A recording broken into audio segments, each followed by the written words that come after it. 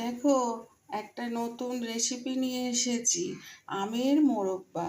এই দেখো, গোল গোল গোল গোল করে কেটে নিয়েছি, ভেতর থেকে কুশিটা বের করে নিয়েছি।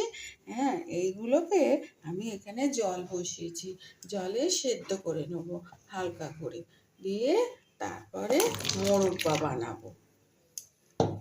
দেখো তোমরা, এই দেখো, এই আমটা আমি হালকা সেদ্ধ করে নিয়েছি। ঠিক এই রকম সেদ্ধ হবে, খুন্তি দিয়ে দিলেই সেদ্ধটা হয়ে যাবে নরম। আর সেদ্ধ করব না, মোরব্বা বানাবো তো। এবারে গ্যাস অফ করে দিলাম, এবারে কড়াই থেকে তুলে নেব জল ঝরিয়ে।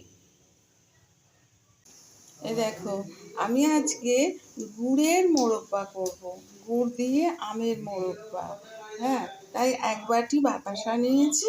হ্যাঁ, আর কড়ায় তেল দিয়েছি আর পাঁচফোড়ন দিয়েছি। এইবারে এই পাঁচফোড়নটা ভাজা ভাজা হয়ে গেছে, আমি এর মধ্যে একটু জল দেবো, সামান্য একটু জল দেবো। দিয়ে এটা তো মোরব্বা হবে, ঝোল তো ঝোল ঝোল তো হবে না, তাই একটুখানি জল দিয়ে তারপর বাতাসাগুলোকে দিয়ে দেবো। শুধু বাতাসাটা আর গলার মতন জল। এইবারে বাতাসাগুলো সব দিয়ে দিলাম, দিয়ে বাতাসাটা একটু গলিয়ে নেবো, নিয়ে তারপরে আমটা দেব। দেখো, ঠিক এই রকম হবে। তারপরে এর মধ্যে একটু নুন দিয়ে দেবো,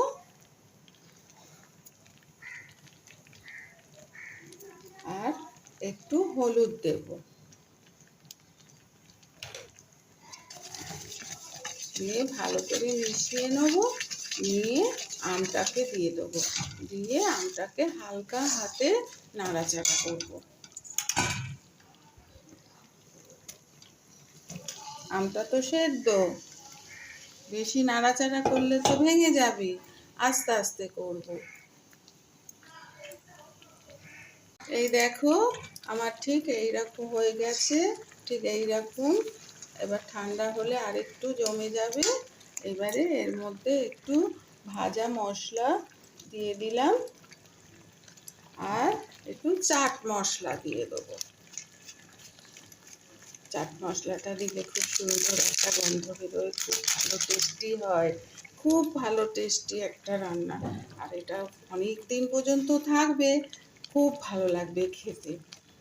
দেখো, তোমরাও বাড়িতে করবি, জানো আমার রান্না তোমাদের ভালো লাগে, তোমরা লাইক করো, আমাকে জানিও আমার রান্না তোমাদের কেমন লাগে। দেখো, আমার মোরব্বা হয়ে গেছে আমের। হ্যাঁ, আমি পাত্রে ঢেলে ফেলেছি, দেখেছো কত সুন্দর হয়েছে, কত সুন্দর হয়েছে। দেখো, তোমরা বাড়িতে করো, ভালো লাগলে আমাকে অবশ্যই একটা কমেন্ট করে জানাবে তোমাদের কেমন লাগছে আমার রান্না। তোমরা ভালো থেকো, সুস্থ থেকো।